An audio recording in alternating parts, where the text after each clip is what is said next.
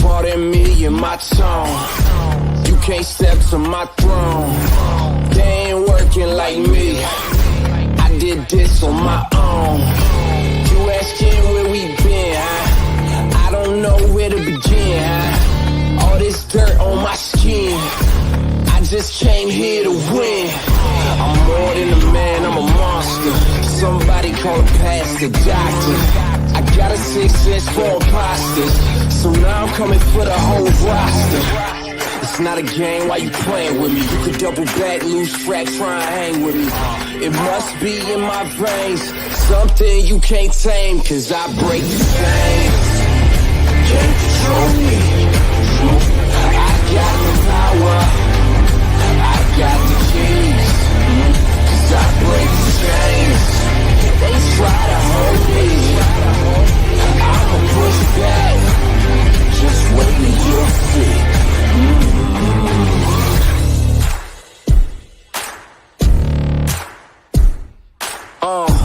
Please excuse me, your honor, but you can't hold me no longer. Can't you feel the vibrations? I broke out and left traces. Go ahead, try to catch me if you can, man. You'll be looking all night, I'm the Sandman. New York, London to Japan. I'ma show the whole world who I am. Boom, boom, boom. Major look. Once again, thanks for tuning in. You listen to World Combat Sports in the building. It's Thursday. Shout out to each and every one of the supporters that tune in and watch the show. It's much appreciated, graciously as it could be. And, you know, this is something different. I'm mixing it up with some mixed martial arts talk. And I'm trying to find those questions from individuals that rock with boxing hard. You know, that solo dolo, that isolate, you know, have an isolated genre of combat sports, which is boxing. Myself is multiple. There's no way I can just learn about boxing and that's it, right? But I've been seeing a lot of other advancement taking place in neighboring combat sports. And I say this all the time, boxing has an audience. Boxing, in a sense, doesn't have a fan base because a lot of people that go see boxing, you know, sometimes it's just for entertainment to take their girl, almost like a baseball game. You know what I'm saying? It's just have people that shows up, watch the sport. Doesn't mean their kids are in the sport. It can be various things. But from what we've been watching in the sport of two gloves, it's changing dramatically, man. It's changing so much that everybody believes they can do it. And what did I tell you all? I said that boxing allows you to get off the couch, put your PS5 controller down, put your Oculus Rift down, and become a boxer. Boxing allows you to do that. Today, I want to become a boxer. You get your medicals done, you apply for your license, and then if you choose to have your first fight sometime soon, you go up there and they match you up with an opponent. If you want a soft touch, which you can get, somebody else is coming off the couch, you have to, you know, let the promoter know. You know, if you have a goal, let's just say your goal is to be 5-0. You can do it. It's enough individuals just getting their license, you know, 3 minutes ago that never boxed a day in their life, and you can become 5-0. Bragging rights. They don't care who you fight. It don't matter who you fight. Black, white, Hispanic, it don't care, right? It only means something when you get ranked. It only means something when you are a ranked fighter.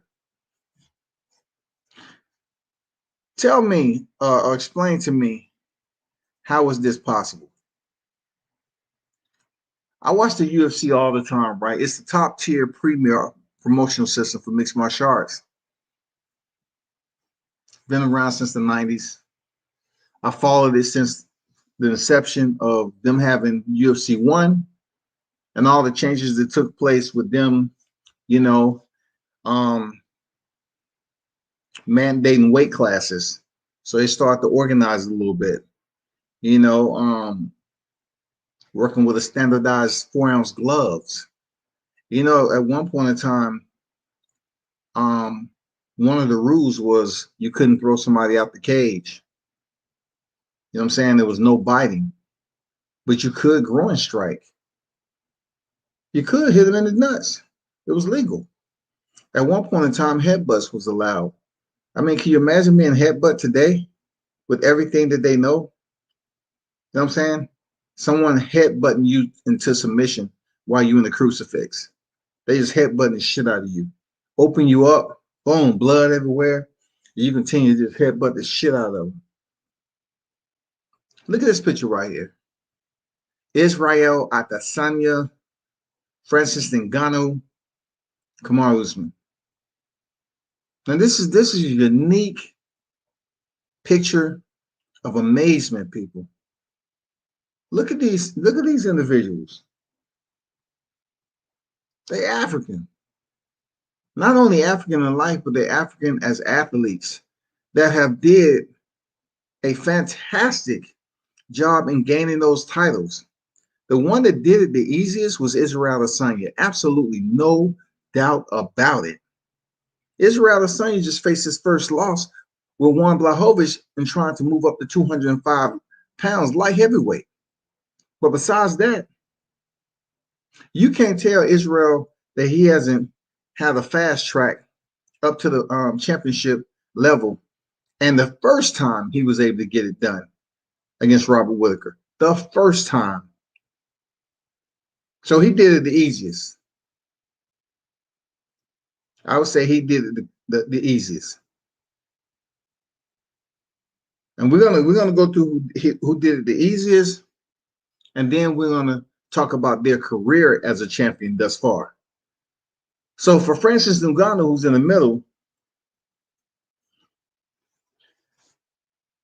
they saw this big African come out there all bulked up and everything, and he was like, man, you know, he's the next Mike Tyson. He's knocking dudes out.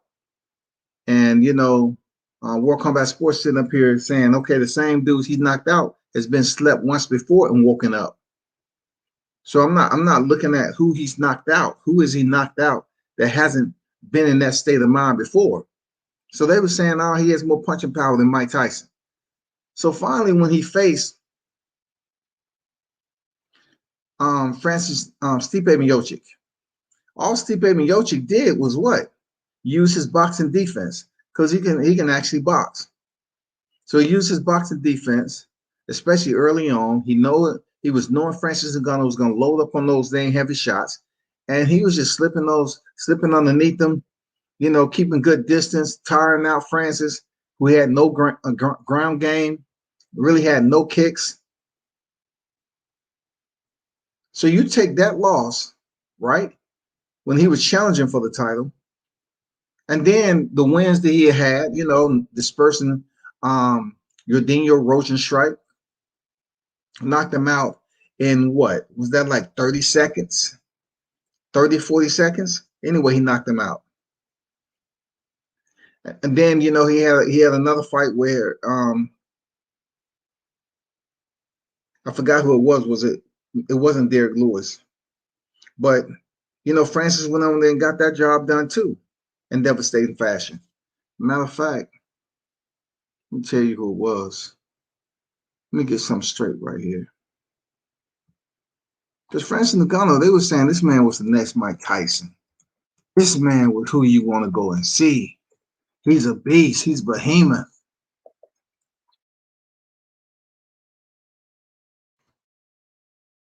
He went in there and challenged for the title with Stipe Miocic.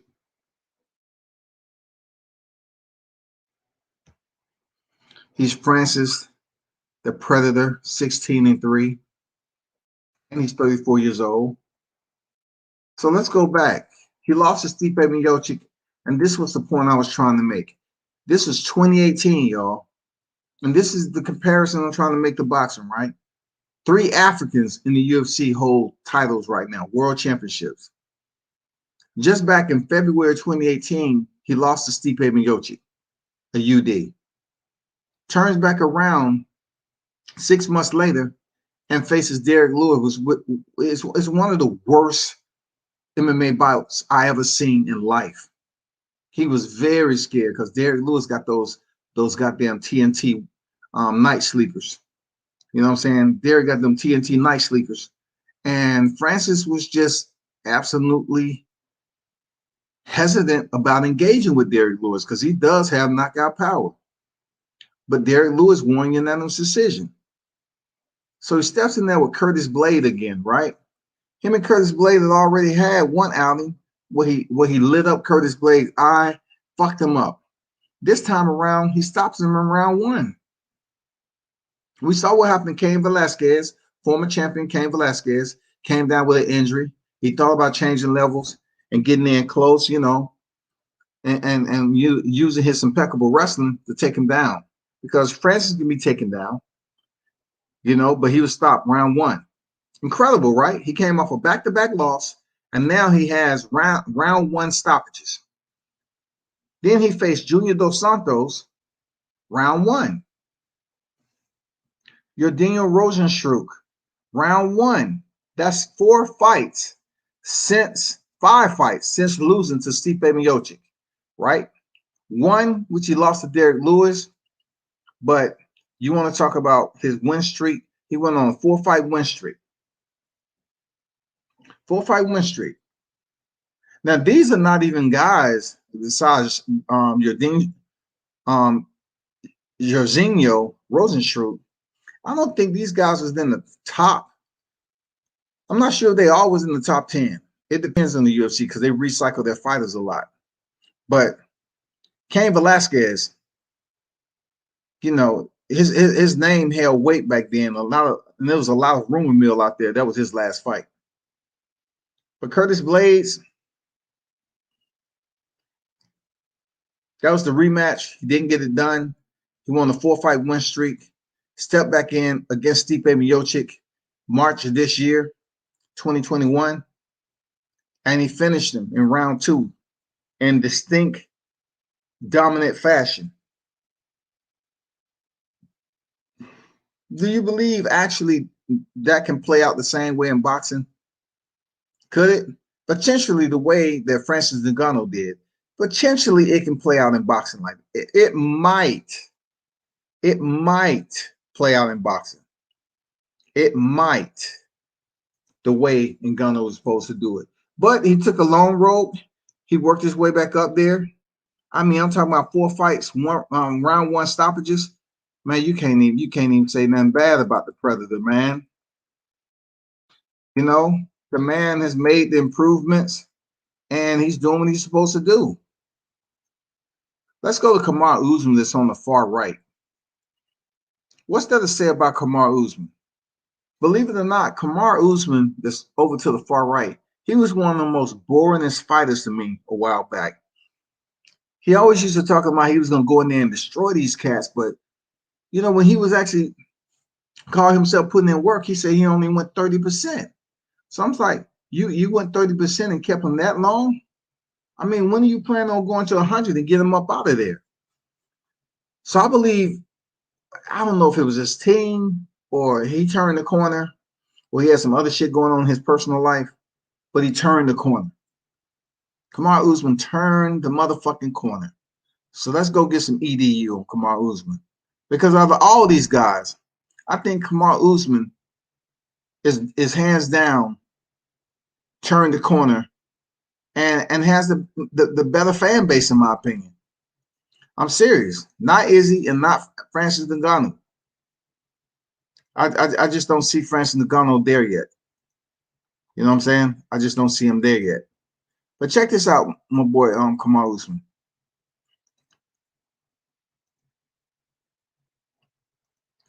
So he's 19-1, right? The Nigerian Nightmare. He also is 34 years old. So you look at the age of Ngannou, you look at the age of Kamaru Usman, they still have some time left in mixed martial arts. Now I want you to go all the way down here and see his only loss, Jose Caceres. No, that is not the one that you believe that contends right now in the UFC. It's not him. Whole different dude. He lost via submission, RNC, right? This man has climbed, and from The Ultimate Fighter Season 21, he won. He had a victory over Mike Graves, Steve Call, and Hader Hassan. Hader Hassan was a damn good fight, man. I actually thought Hassan was going to win it, you know, because he had some good hands, some good boxing to him. He was tough, but he didn't. Kamal Usman defeated Leon Edwards. Yakovlev, really names we don't know, you know, him building up. Alves, Sean Strickland, Sergio Moraes was legit, round one punches. Emil Weber Meek, Damian Maya, you know, 2018. So he had fought a Damian Maya that had already fought Tyrone Woodley. Rafael dos Anjos, he won a unanimous decision. And then he went to the championship match finally. You know, if you drop this down right here, it says challenger. He finally get his shot at the UFC welterweight champion Tyrone Woodley. At this time, Tyrone Woodley had already defended. He smashed Robbie Lawler in one round, pissed off some of the old school, the old heads up in there. Then why are you doing dirty like that? And then Stephen Wonderboy Thompson, twice he had to fight him. Dana White was trying to get rid of Tyrone. They didn't have a good relationship.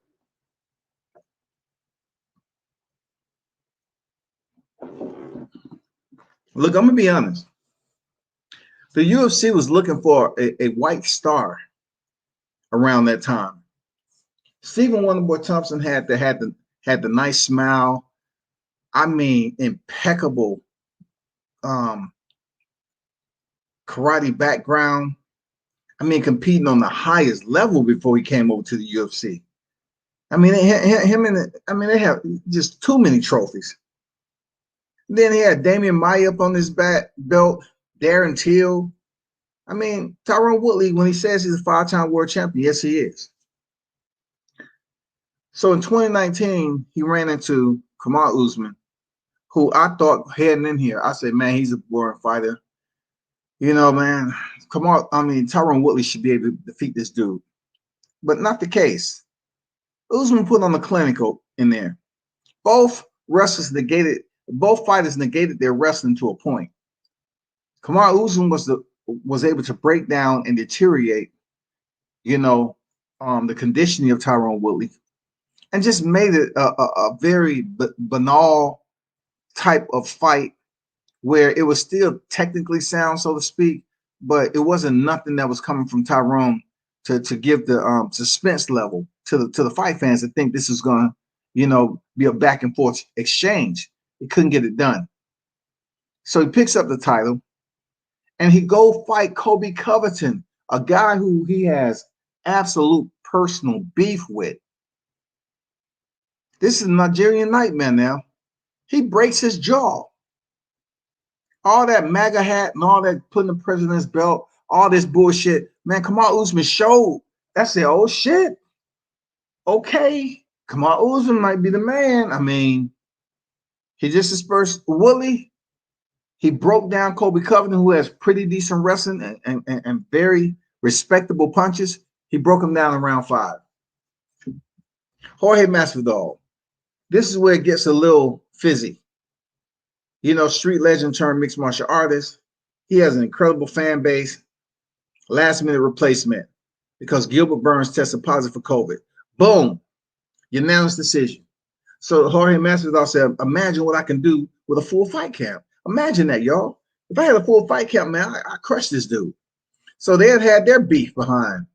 Like, you know, Jorge Masvidal was approaching while Usman had on his mask. I mean, his cast to his arm.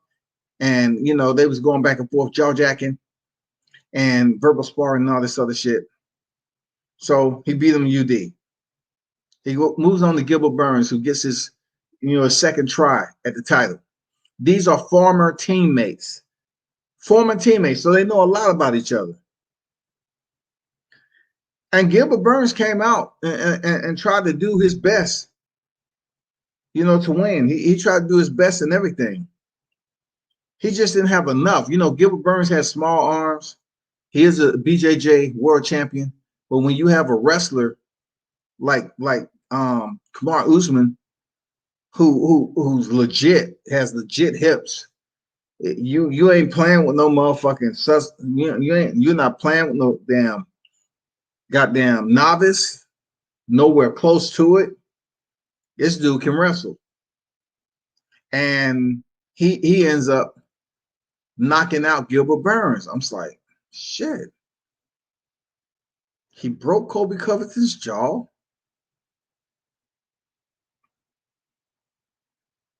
He stops Gilbert Burns. Now, granted, when he fought Gilbert Burns, that was his third defense, y'all. His third defense. He comes back in there April of this year with a full fight camp himself, Jorge Masvidal. We thought for sure Masvidal was going to go in there and get his man the business, y'all. Street fighting legend. Yes, he has multiple losses on his record, but he took fights when he shouldn't have back in the day for a paycheck. But that's no excuse. Jorge Masvidal is on record as having the fastest knockout in UFC history, Ben Askren. But he will also be remembered himself for the right hand that landed so beautifully from Kamar Usman. I mean, damn, this right hand, just the doorbell was right there. Ding dong.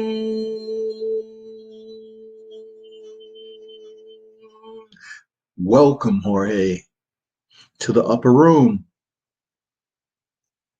We wasn't planning on your visit, but since you're here, let us check you out and see if you should return back to where you came, which is Earth. Do you remember anything there, Kamar? Jorge? You remember anything? Oh, he's still asleep. Hey, somebody get some smelling salt. Kamar Usman lined Jorge Masvidal up with one of the most fantastic right hands I've seen in mixed martial arts. When you land a punch that knocks your opponent out on their feet, and they land on you because you followed, Kamar Usman followed all the way through. Full follow through. Cracked Masvidal. He fell on Usman's back and Usman pushed him off and then went in there and gave him a couple more shots, which he said was super necessary. See, the karma that comes back when you knock a guy out and you land some extra punches and somebody asks you, was that necessary? Super necessary. So that's what Kamar Usman said. They were super necessary. So check out my boy Usman.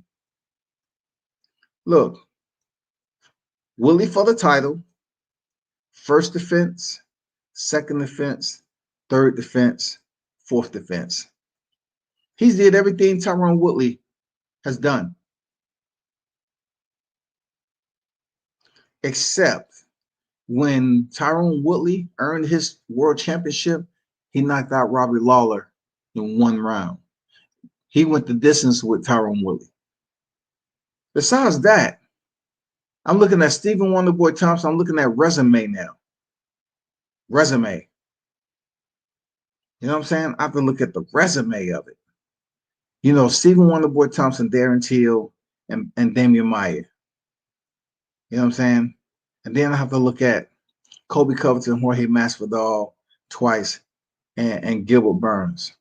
I don't know, man. I have to kind of look at it like I think Tyron Woodley resume is a bit better in my opinion.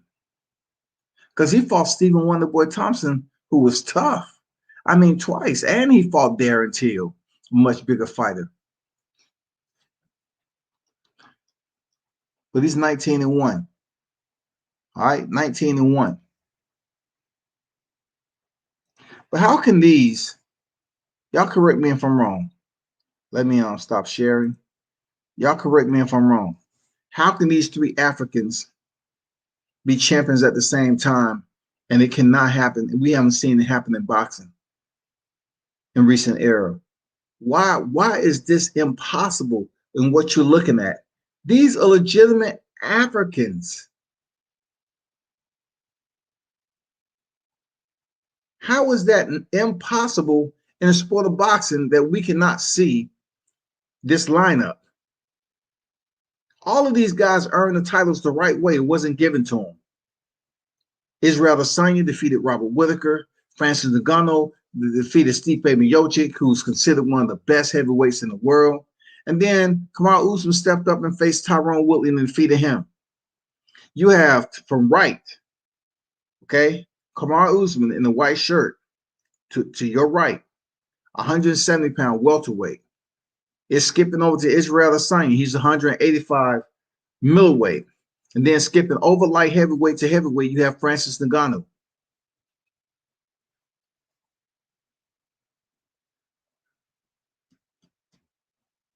That right there, people, is a different look at it. Could you imagine that shit going on in boxing? Like, we got two brothers in welterweight, and we don't even know what space time that we'll ever see them fight. Goddamn. By then, I might be out in the parking lot freaking get my daily push for the day, you know. Thank you, Lucille. Thank you. It's a nice sunny day, Al. Be sure to push me back in there in front of the TV. I think it's some boxing going on today, finally. You know, I want some peace and quiet when I watch boxing. I don't know when this is going down, y'all. It's not many divisions in there that I don't know. I don't even know the brothers, if the brothers are paying attention. How many brothers do we have in heavyweight? Look, we have Deontay Wilder, Trevor Bryan, Jared Anderson, right? We just saying brothers. But we only have one that's at the top two heavyweights in the world. All right. So expectantly, who can be the next one in the next 2 years to win a title? We don't know, but we know of one. That's Deontay Wilder, right? Go down to cruiserweight, erase that shit. Bridgerweight, erase that shit. 175, where they at? Where they at? 168, where they at? Where are the brothers? Where are the brothers? 160, what we got? We got WBC and WBO, Andrade and Charlo. Are they fighting one another? Then we go from 60 to 54. We got Jermell Charlo. Okay, we got Brian Castano waiting on that. That's about to come up. So let's just say 60, 54. We're talking about a sport that has 17 weight classes, right? Keep it moving. 147. We have Errol Spence, Terrence Crawford. And look how it's get very shallow from here. Who do we have at 140? Josh Taylor. Who do we have at 135? We have Devin Haney. Who do we have at 30? Gervonta Davis and Jamel Herring. IBF is still vacant and WBC is Oscar Valdez. Who do we have at super bantamweight? No, let's try 126. G. Russell is still there. And who? Who else? What about junior featherweight?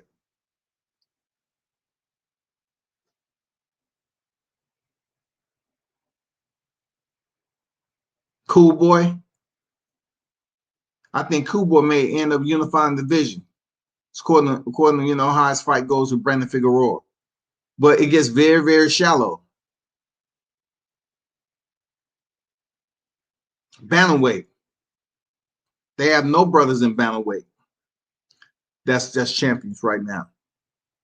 We have Nonito Donaire that just beat Nordine Bali. Of course, Naoya Inoue, John Casimiro. Super flyweight, what are we looking at? We already know what the fight they're trying to get there. Trying to get a Strada and Chocolatito. What about flyweight? Flyweight is where Dylan Price at. I think there's one brother in flyweight, to be honest, them D-boy. Dylan Price. I think Dylan is the only one down there flyweight. We don't have any idea when he's gonna get a title shot. And it's not a big rush, but I'm just saying we don't know. Junior fly, I mean, there's no brothers down there. We should be concerned. Can we make this happen right here? I know the belt structure is going to be different in boxing, but I'm going to tell you what separates these three champions from some prominent black champions in boxing is that they fans actually give a damn about them. I mean, they actually give a damn about these three black fighters. They actually cheer the fuck out of them, man, and goddamn want to ask questions, want to communicate with them and everything. And most of all and foremost, they show unity and love between one another.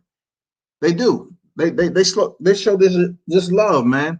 And this is individuals that have, you know, and Gano has so much adversity in his career. For him to return back to the top and pick up a heavyweight championship is commendable. I salute you on that. Kamaru Usman only has one loss. Israel Adesayna only has one loss. That shows how dominant these two were. Like I said, Francis Ngannou did it the hardest. Kamaru Usman and Israel Adesayna, they pretty much worked their way up, opponent after opponent after opponent, and got the shot.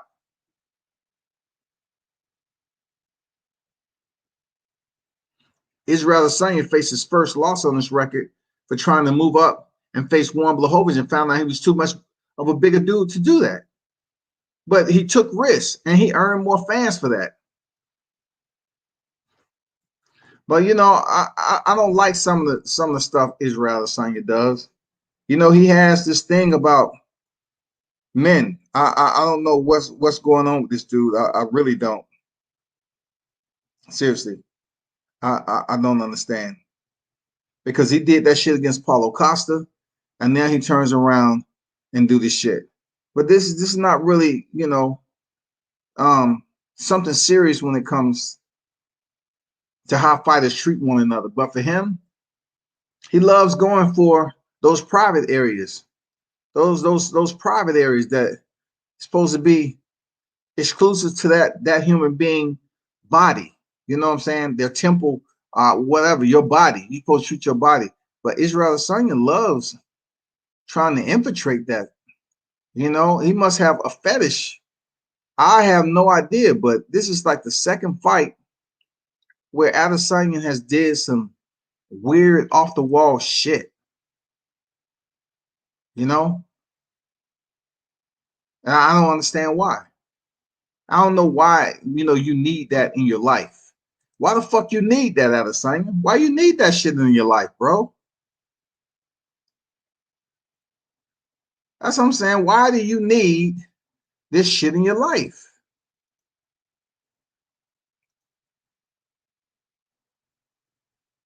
Let me show you the video I'm talking about. If anyone knew what I was mentioning earlier about his Paulo Costa fight, then this is going to help you remember what I actually mean about it. Hold on for a second. Hold on for a second.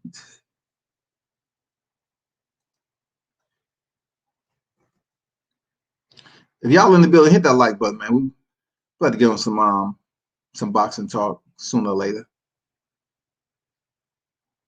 Oh, where's that vid at? Okay. Saw that vid out there.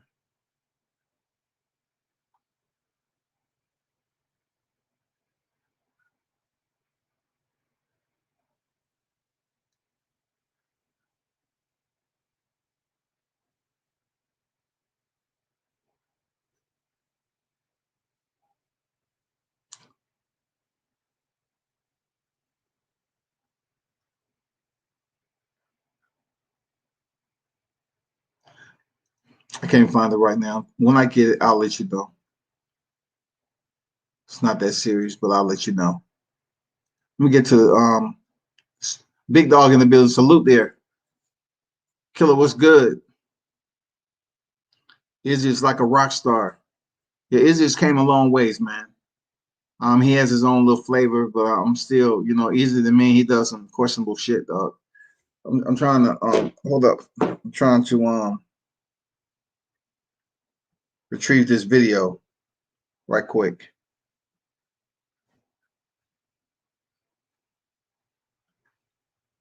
I think Israel Adesayna, what he did, on his own page, and what he just did to Marvin Vettori, and what he did to Paulo Costa. I don't know, something isn't absolutely there with, and he used to be a former kickboxer, so it might be, I don't know, man, or that might be his preference. I'm not sure, to be honest with you. Real talk. I just couldn't tell you what it could be.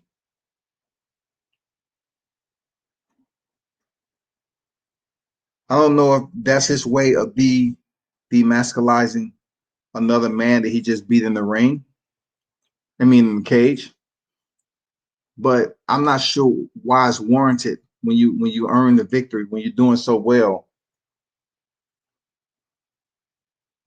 Why take it to that extent? So I was able to download the vid now. I'm pulling it up on StreamYard.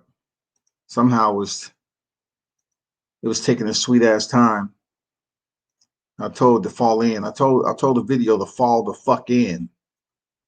I guess it wasn't listening, being insubordinate, insubordination going on here. I started got down right at page 11 on the ass.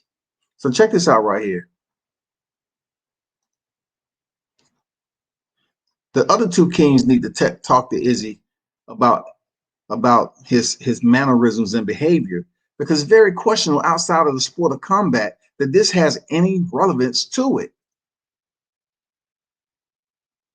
He's obviously just holding him up against the cage, and Izzy just cuffs the man's ass cheek. He cuffs the man's ass cheek, just grab and shake it. Look, this is not the first time he's done some questionable shit. When Acosta was in the fetal position on his knees, Adesayna got behind him and acted like he was down, getting off one. You know what I'm saying? Like he was gyrating the man from behind. He has a video of him talking about his dog or something, and he up there grabbed the dog's dick. His dog's dick. He does some crazy shit. I think, man, that may be a part of the anatomy that Israel Adesayna is very infatuated and enamored with. I'm not sure. I'm not the one to make those type of accusations, but this is becoming the norm with Adesayna really showing suspect behavior. That's all. John Jones vs. Francis is going to be a hell of a fight. That's if it can happen. I heard it's not going to happen unless John Jones fights Stipe Miocic. John Jones haven't had a fight at heavyweight yet, so he needs that big fight. I'd be in the building.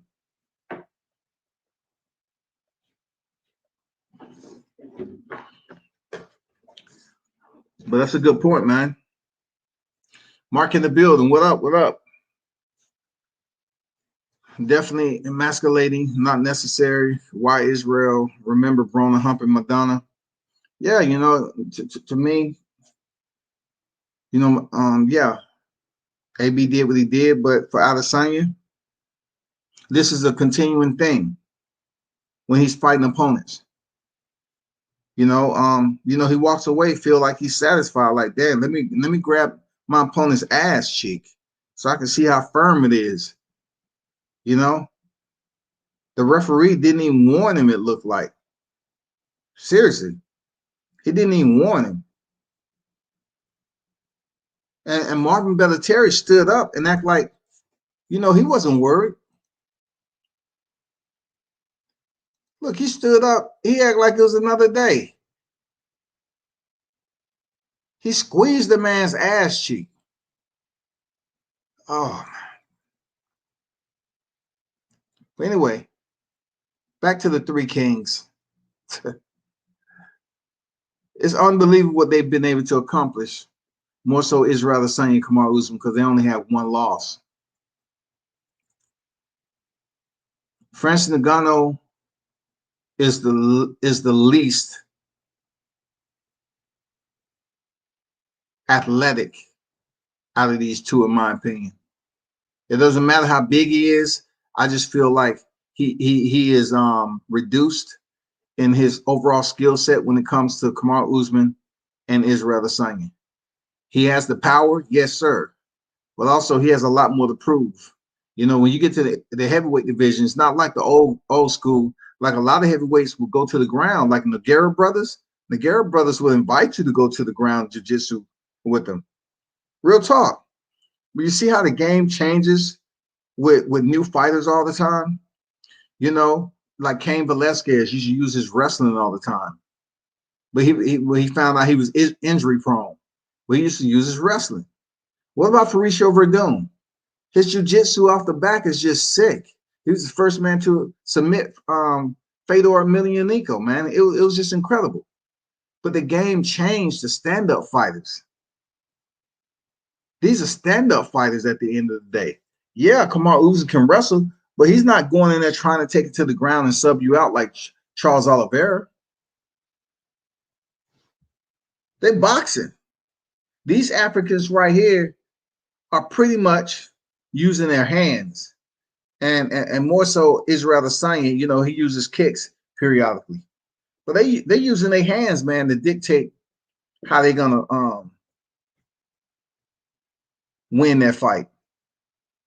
It's really not a back and forth, you know, takedown session on the ground, whatever.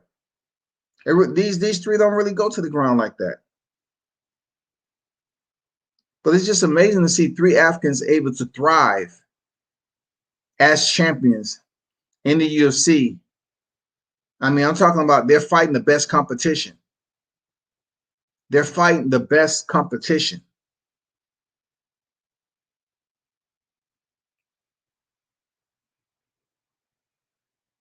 Why can't boxing be this way? Why, when it comes to boxing, you know, it always has to do, you know, has to do with the color line. Seriously. You know, the brothers can't fight the brothers. The brothers has to fight the Mexicans. But Mexicans have no problem fighting other Mexicans or European fighters. But somehow the brothers are being restricted where they can't fight the brothers. But I see Deontay fight Romain Stavern, Malik Scott, Dominic Brazil. You know, Luis Ortiz Cuban. Can't call him a brother, but you know, his shade is similarly made. But unless you're in the heavyweight division, you know, that can happen. But I truly believe that a lot of people are overlooking the sense where race is playing a huge role in boxing, and it's also having an influence on some of these fights we want to see. Not that the fighters don't want to fight each other per se. It's the ones that's able to, the prominent role players is there to make these fights. They're not willing trying to do it. You know? I mean, we keep on going back to the heavyweight picture. That in itself has a lot to deal with it. They want the money and they want to exclude it. You know, they make it be known, they blatant with it. They have no problem letting you know. We trying to get this nigga step aside money. Get the fuck on and sit down. And then we through going on here making hundreds of millions. Then potentially you may get your next up. But right now, no, it is not about you.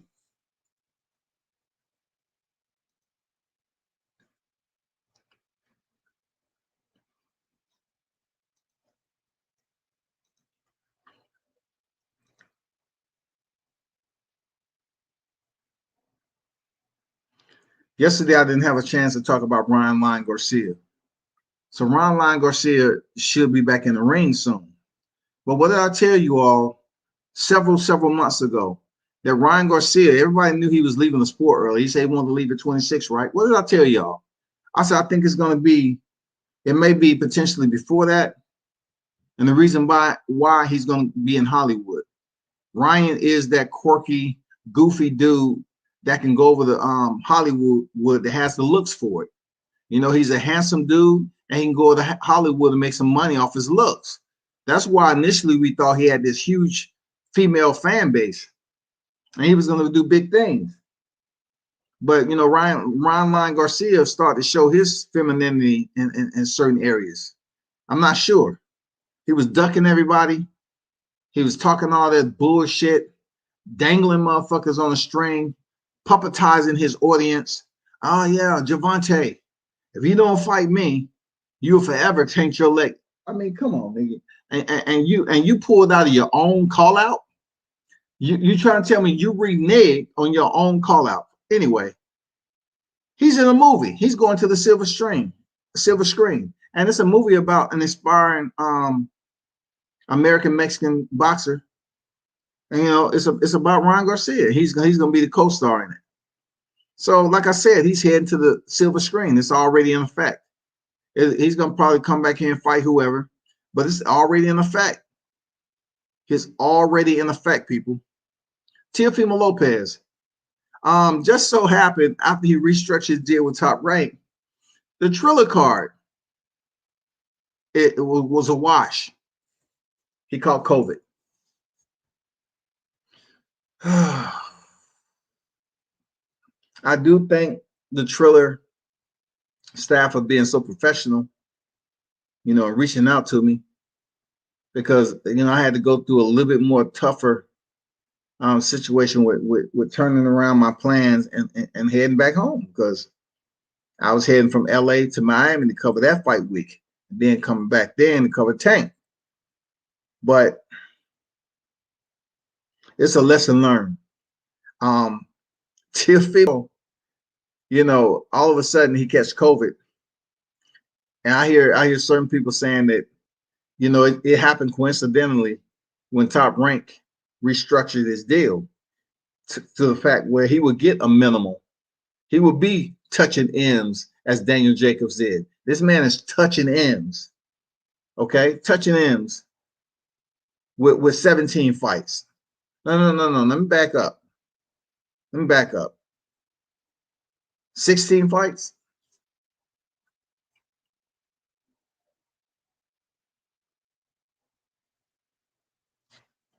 About 17. So he negotiated a Lomachenko fight.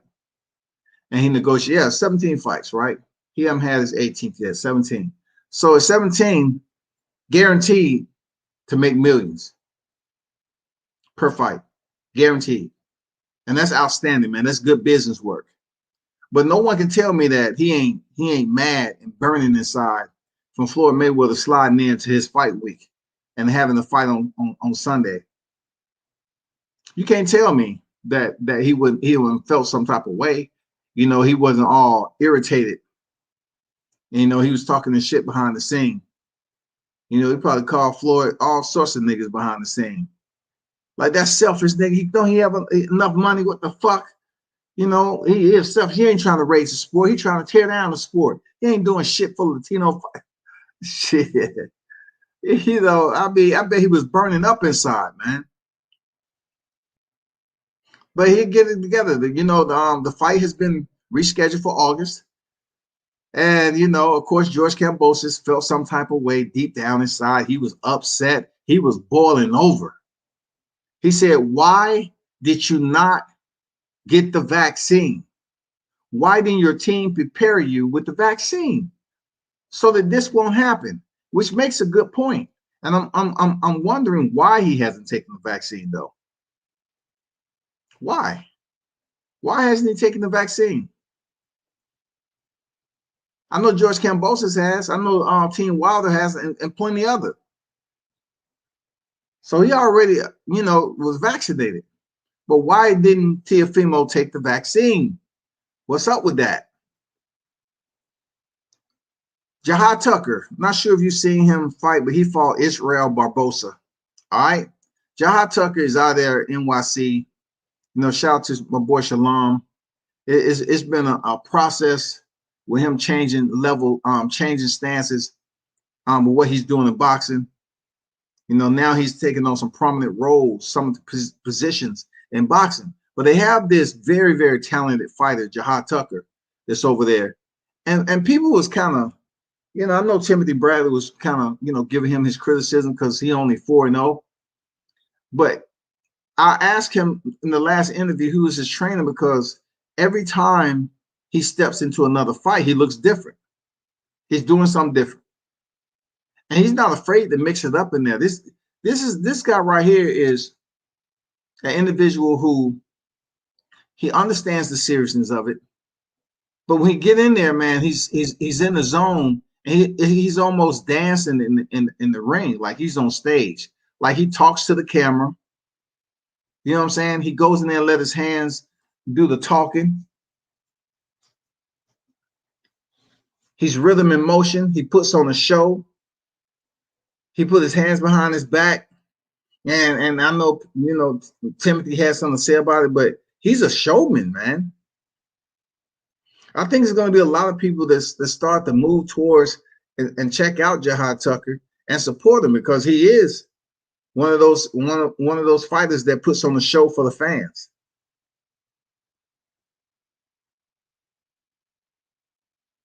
You know how Pernell Whitaker used to move around and dodge all those shots and then give you a little shimmy with it. You know what I'm saying? He'd give you a little shimmy with it. I mean, where are those boxers at right now? Who's showboating right now? I'm just saying, who's really showboating right now? Like this man talking to the camera. He was like, hey, what's going on Snapchat? What's going on IG? You know, who does that with just 3 professional fights? And then dominates the fight at that. And you know, versus an opponent that was down. So I want y'all to take a look at him, man. I want y'all to pay attention to him. He's a special dude, man. He is entertaining. You know, you have to look forward to see him step back in the square. And he's 4-0 right now. You can follow him on IG at whoisjahi @whois_Jahi Tucker. All right. Check him out on IG, man. Subscribe and get his subscribers up. I mean, get his followers up on here. Check him out, man. For real. It's one special fight that I'm definitely looking forward to if it ever happens. That's Dillian Whyte.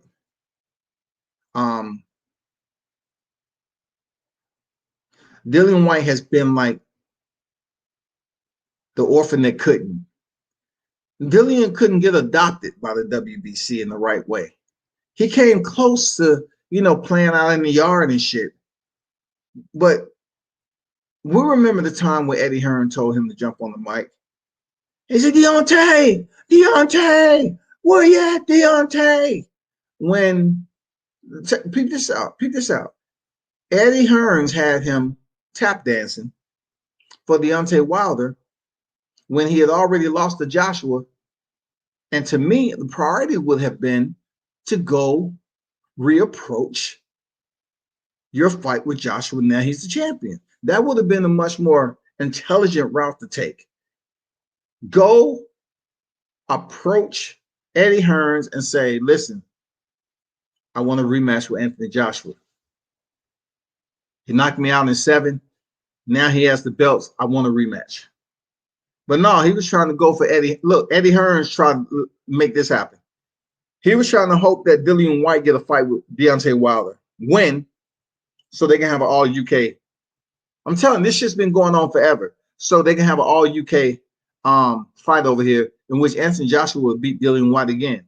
Became undisputed. That's what they wanted. They had so many plans out there to see if they can find the right person to lift that belt off Deontay Wilder.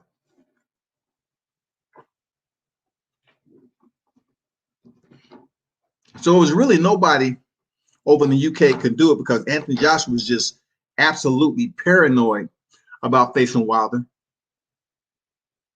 So therefore, Tyson Fury, he ended up coming around and he got the job done. He was able to create the plan, execute it, and get the desired results that he wanted. Now, we seen with the arbitration, we seen what desperate measures that Eddie Hearn's willing to go to. He obviously went through desperate measures to fool the people, to bamboozle the people. It was buffoonery. You know, it was really cooning, to be honest. It was cooning. You know, a lot of shit he was doing, knowing that the arbitration was still in place, and he didn't give a fuck to stop it. He said, no, I'm going to play with the fans, man. Fuck it. I'm going to play with the fans. I'm going to goddamn put that shit out there. Yeah, it's definitely going down. They fighting in August. Yes, sir. Absolutely. But Eddie, when you say it's a bit confusing, Eddie, when I look at it, I've been hearing everything about this Deontay Wilder arbitration. It's still ongoing, Eddie. I mean, can you bloody speak on it? Because I think you're out here wasting your time, Eddie. Just please speak on it just a minute. You know what I mean? Just let me know. Are you just dangling and playing with us? Yeah, and that's what Eddie was doing. Playing with y'all. J8 in the building. What's good? IB.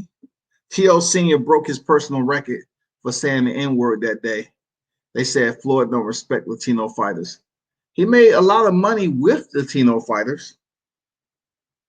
Now, I don't know what else is there when it comes to Latino fighters that Floyd don't respect.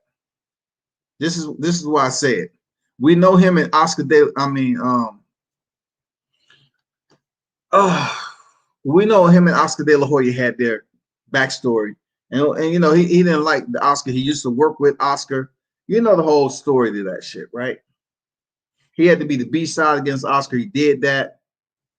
And when he went independent, the shit was over. Floyd just took over when it came to, you know, money, power, respect in boxing. Money, fucking power, respect in boxing. He took over. I don't know exactly if he don't respect Latino fighters. I mean, he's had fights just like Tank is on those days. He's donned their garb, everything.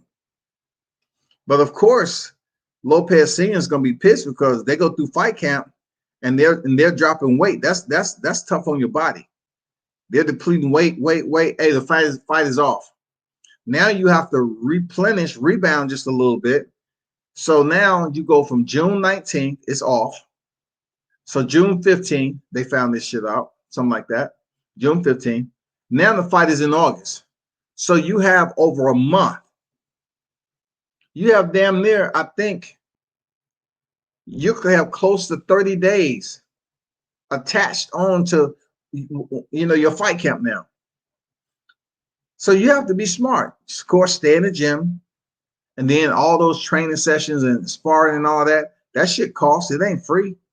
You got to pay those sparring partners to get in there. You're a world champion too. You got to pay those guys. So you're coming out the pocket, and you got to stay disciplined. Hopefully you don't get sick, right? And then he gets sick. You got to recover from that. Hopefully it doesn't restrict him a whole lot, and he get weak and have to recover and lose too much weight, whatever the case. But when it boils down to it, him and Kambosos have to step in the ring in August. And Kambosos said he would have, on June 19th, he would have indeed been unified champion.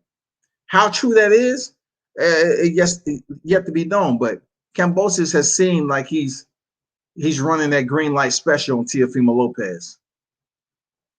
For real. Kambosos act like he running that green light special. When I see you, it's on. Period. I feel it. You know, Kambosos say, I feel it. I know I can beat you, and I'm going to prove it. Timothy Bradley was nagging the whole card. Dude, just be crying. Those of you that worked in corporate before, I worked on a high level of anything. one thing I found out in people with media is that certain individuals only have their job if they're asking the tough questions. That is absolutely the realization of it. Look at Kerry Champion's interview of Floyd Mayweather when he had served his time in jail. So you rarely see Floyd on an interview like that. But Kerry Champion drilled him with tough questions. If he would have been on there and just accepted Floyd, say, well, that's in my past, and that is that. We're moving on to bigger and better things. If Kerry Champion wouldn't have continued to drill Floyd, she probably would have been out of a job. What Sean Porter, Timothy Bradley, Andre Ward, those brothers aren't cooning. Those brothers have a position to be in front of millions. They have a position to talk boxing, watch boxing, and assess certain fights for free. They're accepting a huge paycheck for that. So they have the opportunity to be corporate boxers outside of the sport, and that's what they're doing. Yeah, of course they're gonna say some controversial shit, because every time Timothy Bradley, Andre Ward say something crazy, people talk about it. Now, with Sean Porter saying about the fight being fixed, to Sean Porter, as being a fighter, he might have thought Linares was a bit stronger than what he let on, and he thought he could have finished Devin Haney in 11, but he didn't. So Sean Porter might have been coming from the perspective like, no, he could have did it. He wasn't trying to push him away. He wasn't trying to separate. He wasn't trying to keep that space in between, and land some punches. He wasn't trying hard enough. He had him hurt. That might have been what Sean Porter was getting at. He didn't do enough. He just didn't do enough. If you really want that motherfucking fight. But don't call them coon ass niggas. I mean, don't do that. Because a lot of people have never worked in a corporate. I was working with the Pentagon as a teenager, coming out the city of the A. Never led anything except a track, in track and field, learning what that was about. And then to go into the military and someone was listening to me speak, have a conversation. Of course, when I was in the military, my dialogue used to be extremely different. I'm not going to go into detail about it, but they heard me speaking to somebody about something. We was discussing something, and pretty much they say, "Can you come on this for a second? Would you mind being a general's briefer?" They was looking for a tall person who can speak a certain way, this, that, and the other. I ended up being the general's briefer, man. And once that expired, and I went to my next duty station. I mean, before that, how I ended up getting up is because I had a clearance, and I used to courier TS messages to the Pentagon. So going over there with TPI, two-person integrity, with a classified message on you, I had the opportunity to walk through the Pentagon several times before 9/11. But back then, we didn't have mobile phones like that. You know what I'm saying? I mean, we didn't even have fucking mobile phones, bro. This is the early 90s. I used to walk through the Pentagon waiting on the officers to come in. I saw the whole damn Pentagon. I could tell you every which way to go. The guards used to pass me, and they knew me by name. It's just unfucking believable. Anyway, I'm getting off topic.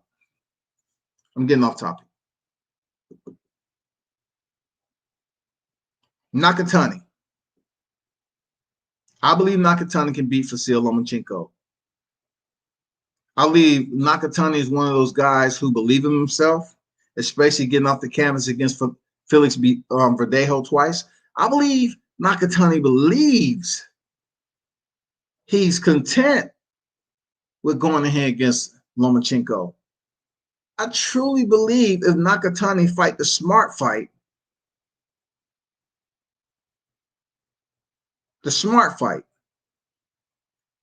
He can hand Lomachenko his third loss. I just something about it. I believe it. I believe it. I like Masayoshi Nakatani. He's a tough fighter, man. Felix had him in a bad way. Felix Verdejo had him in a bad way, Shawty. And he still fought through it and stopped Verdejo. Broke his ass down like a kickstand. Had him standing there. Dropped him. And sent him out to his boxing career with a loss that will forever be on his boxing record because he'll never box again. Felix Verdejo has never boxed again. Period. Not after what he's done. Monqui, what's good? What's good with you, my brother? Salute. Instead of Floyd, the homie Andre need a hair transplant. Man, why y'all on the brother's hair, man? They have so much just out there right now. They have so much material to give these men units. You know, down in the A, they got hair units for men. They can you can go in there with a base. Look, you got the outfield, right? No, not the outfield. You got the infield, or they call the dugout, whatever. They got units that they can put over. They can prep you, put those units on your head, and they can groom it the way you want. That shit is crazy. But see, I think my Lord and Savior, I truly appreciate you because this is real talk, people. Seriously, real talk. When I was growing up, I never really put my hand. I never was able to give my dad a hug. I never really saw the top of this. You know, I left the house early and went in the Marine Corps. It was fast paced. There's certain things I don't remember, but when he was on his deathbed, right? I never heard my dad cry. I never heard him do anything. But he went on a bad way with cancer. He was screaming. You know, he was in so much pain. They had him on a morphine drip. And I remember flying in from Iraq, and the first time I ever put my hands on my pops was when he's on his deathbed. And you know, it was really bad. Like, I mean, my heart was hurting so bad. Like, damn, I ain't never seen you like this, Pops. I didn't even know you were sick. People kept it a secret. You know, like, I'm a grown ass man. Why would you keep a secret that Pops is? Anyway, I took my hand and rubbed his hair. And I was like, dang, this is the first time I've really seen, because he used to wear derby hats. You know, the old school cats wear derby hats. He used to wear them derby hats all the time, you know. So that's the first time I ever saw his hair. You know, I was rubbing his hair. I said, it's going to be all right. Pops, is going to be all right. And then, you know, his hair felt like, damn, cotton, man. Like, it was soft as I don't know why. I say, dang, you got some good hair. One thing I found out right there, looking at Pop's hair, I said, I'm going to have hair most of my life. Because he wasn't bald and nothing. But he had some really good hair. So that I'm just trying to find out. I still need to do the paperwork. But somehow, somewhere, I got some white freaking relatives out there somewhere. For real. I need to do a genealogy report and see what them relatives are. I did before on some. I'm not gonna tell you where they at. I'm not gonna tell you who are until I totally finish that report. But you know, Pops, man, rest in peace, bro. You know, you are missed, forgotten. Really never had those talks with you. It would have been good to take Pops to a boxing match. Just to take him around and talk boxing. Because I remember him always in there looking at boxing, man. And that's not where I got my boxing from. Like I used to see him watch boxing. I didn't get my boxing knowledge or anything from him. I just remember him seeing it.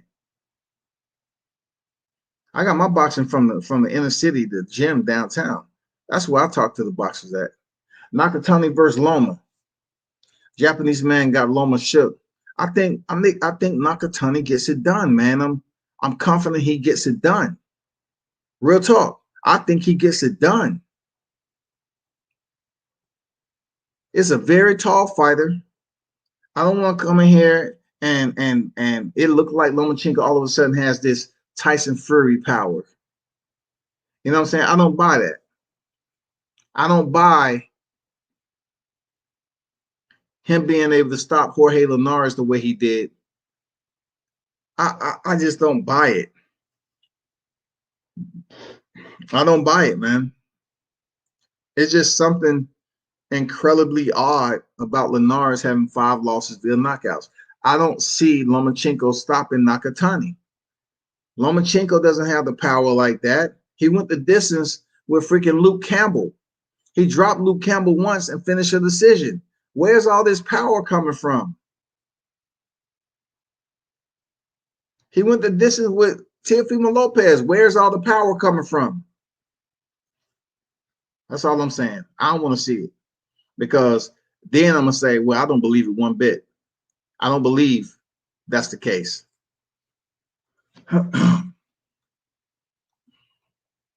Shout out to Team Bond Squad, man. You know, we're in the low 40s. We're in like 42, 41 days remaining, you know, until July 24th. Shout out to the Bomb Squad and the presser that went off without a hitch. You know what I'm saying? The presser went off without a hitch, people. That was good shit. I do want to correct some people, though. There's some individuals that hit me up.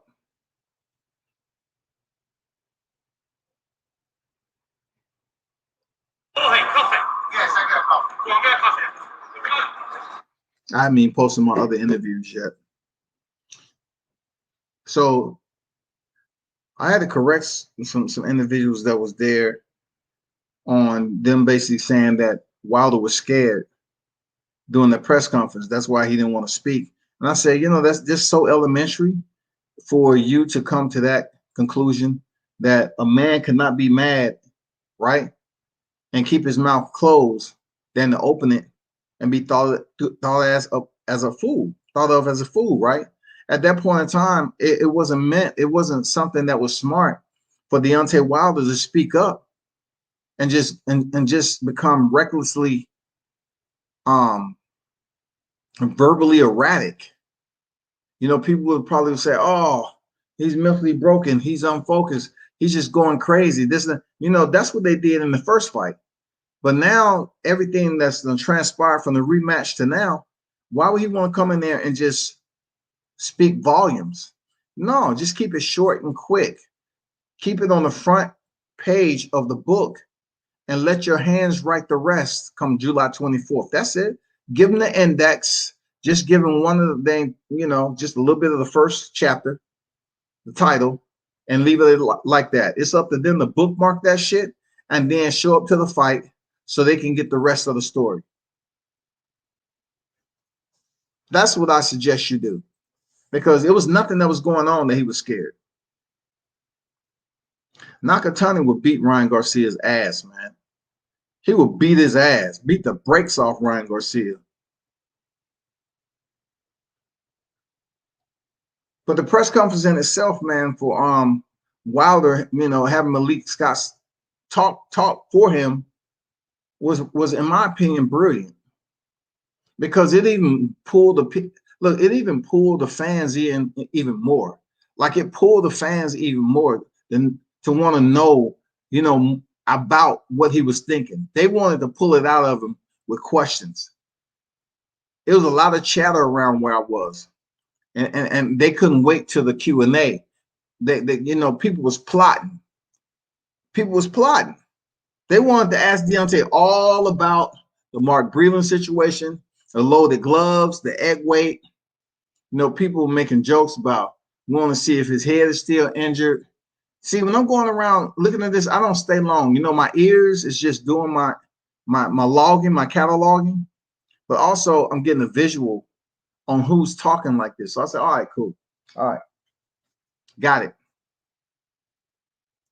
But they pretty much wanted to ask about that night. They probably really didn't care about the suit, but to their account, the excuses is the gloves, the egg weight, you know what I'm saying, the tainted water. People call them excuses. And it's been said 1,000 times over. When the fight was stopped, Deontay was still fighting. And Kenny Bayless had to explain to Deontay, who was basically, what was he doing when the fight was stopped? What was he doing?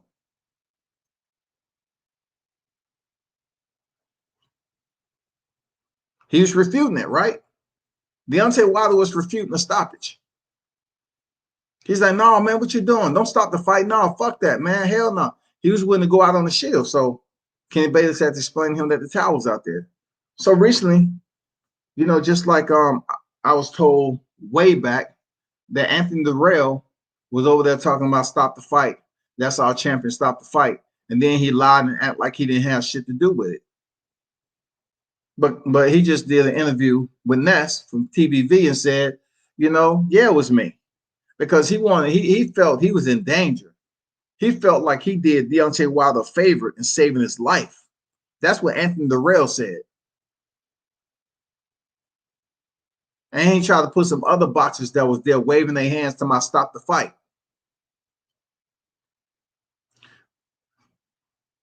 But let's call the hypocrisy the way it is, Anthony Durrell.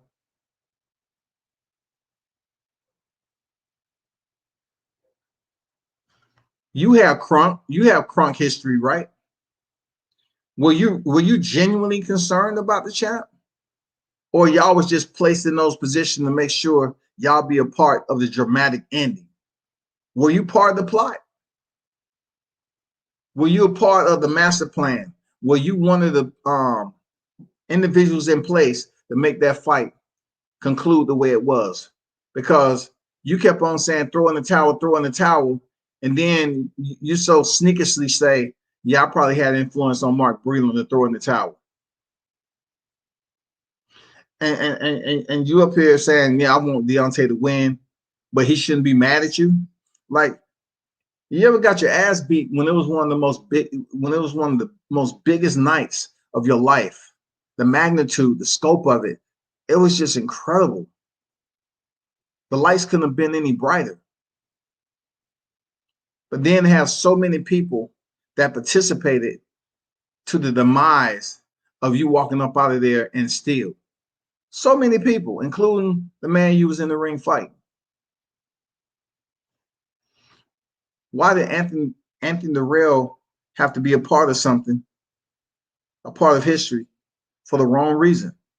Why did Mark Breland allow someone that wasn't a part of the team to influence him to throw in the towel? Anthony Durrell, I never seen him in training camp. So why didn't somebody, ignore that nigga? He's just over there being theatrical, trying to be seen. I bet they laughed their ass off about that. And you think Wilder shouldn't be upset with you? You absolutely, man, you're on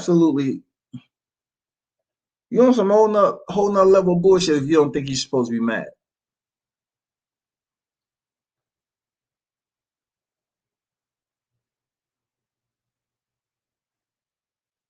But do y'all understand? Next month, this fight is life-changing for boxing. It's life-changing. As much as I don't want to explain it this way,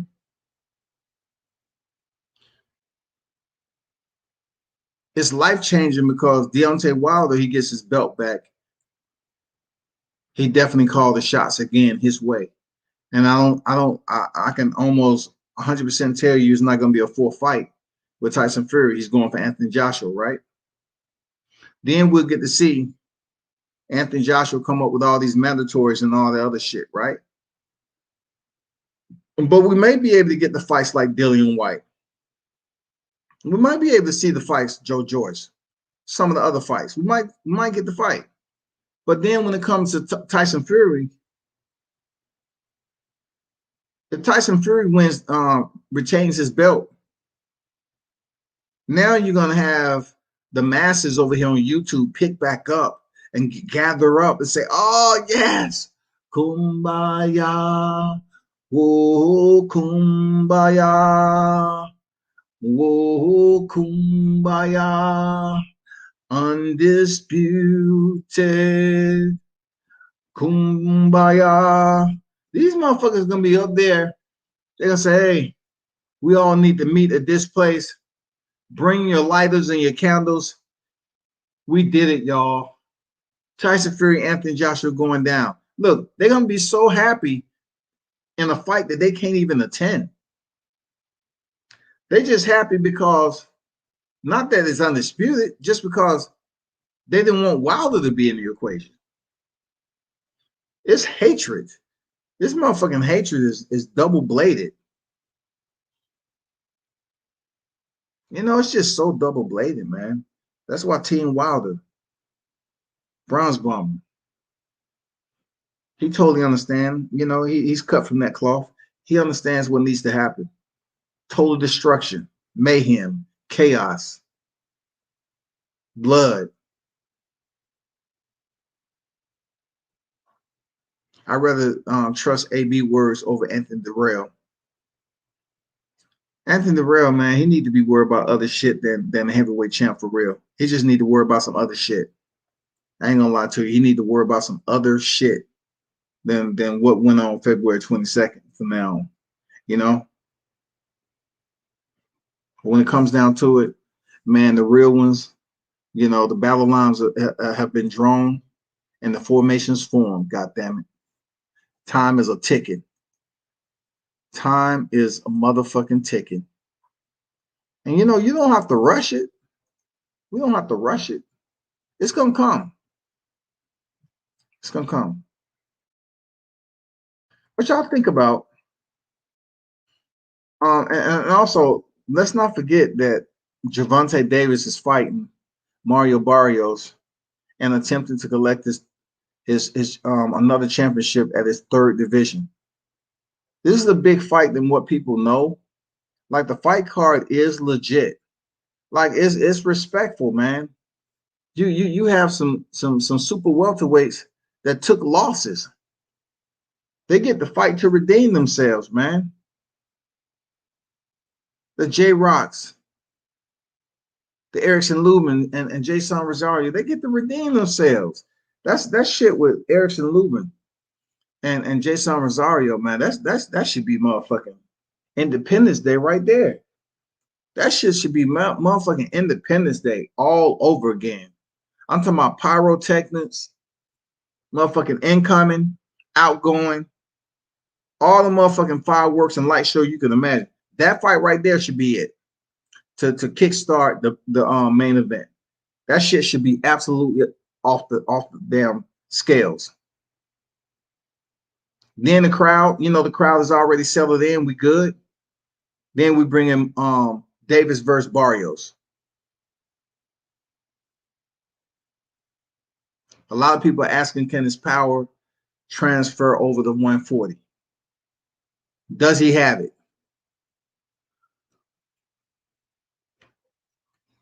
Their visual gauge when it comes to this boxing knowledge is looking at the Gamboa fight.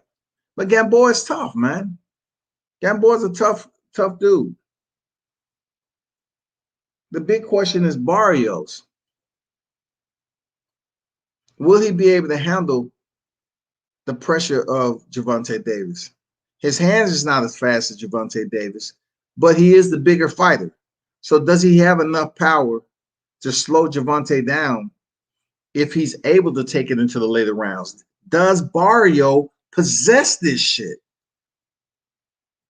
Because Gervonta Davis isn't Ryan Call. He's not going to come in there with a big-ass baseball cap. Well, hell, he might. I don't know. He might do it and subliminally take a shot at Barrios. I don't know. But anyway, the big question is how Barrios is going to go out there the first half of the fight.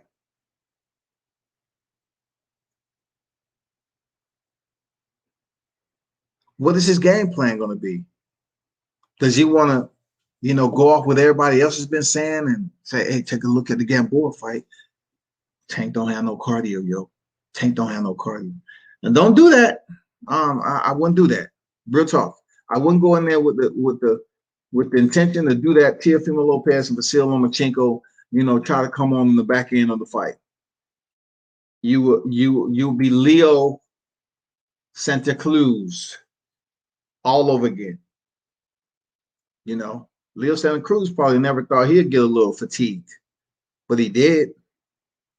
Because when Gervonta Davis go on the hunt, this motherfucker don't need to smell blood. His senses are just fine. Another big piece of news.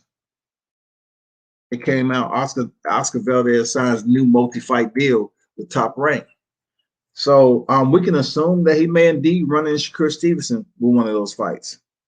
You know what I'm saying? It may be.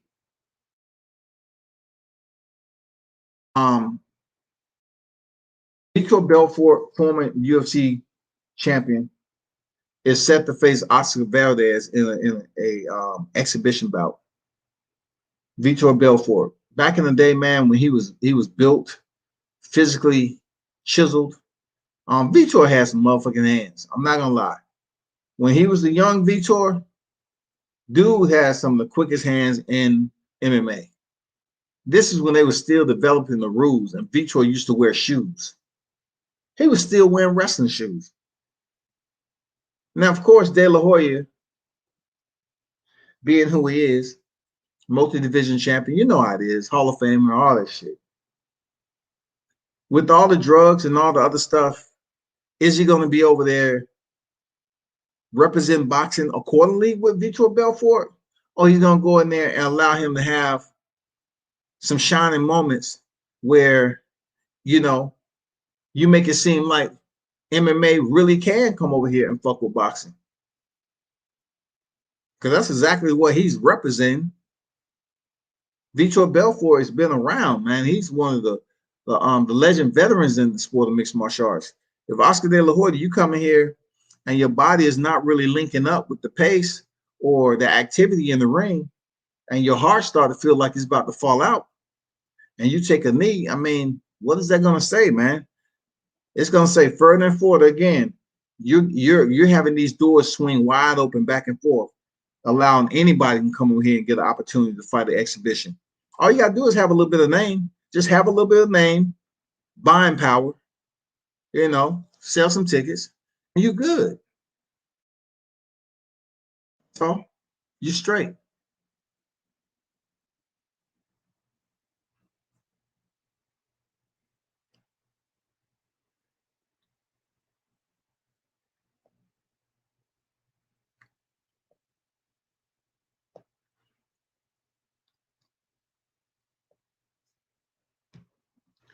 The big question of the night, I want y'all to tell me if it's true. Because I need to know if it's true or not. And what he's saying. Oh, I need to know. Errol Spence is saying that he told Al Heyman after he faced Pacquiao, he wants to fight Crawford. COVID. That Rona snuck up on me, that Rona. Do you believe Errol Spence is speaking truth?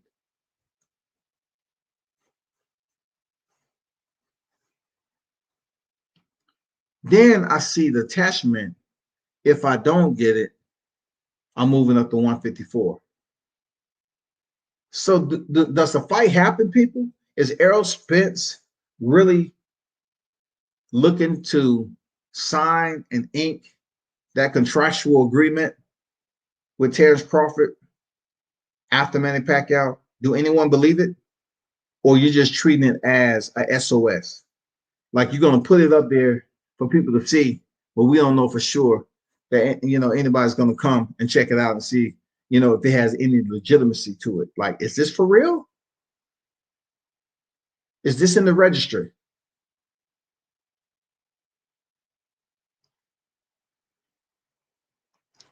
Five, four, anybody? I know it's late, 12:16. I'm about to bounce. Just wanted to see anybody actually thought that Errol Spence was telling the truth this time. You know, Manny Pacquiao, he take his belt. And he said he wants Crawford next. Is it potentially a truth?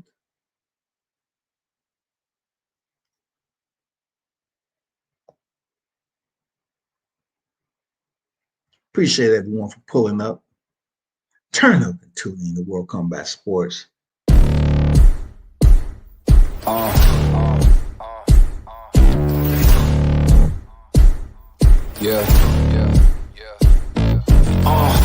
Pardon me and my tone.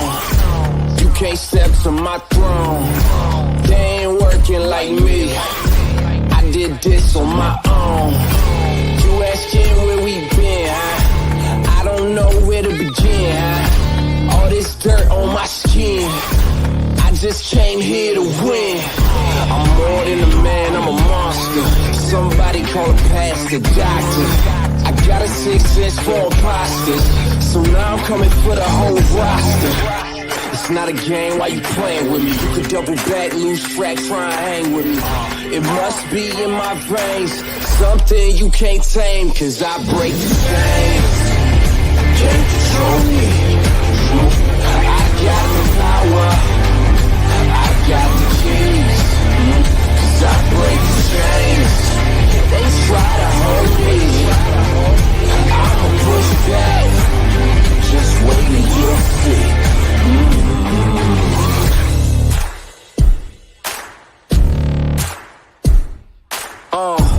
Please excuse me, your honor, but you can't hold me no longer. Can't you feel the vibrations? I broke out and left traces. Go ahead, try to catch me if you can, man. You'll be looking all night, I'm the Sandman. New York, London to Japan. I'ma show the whole world who I am. Boom, boom, boom. Major look.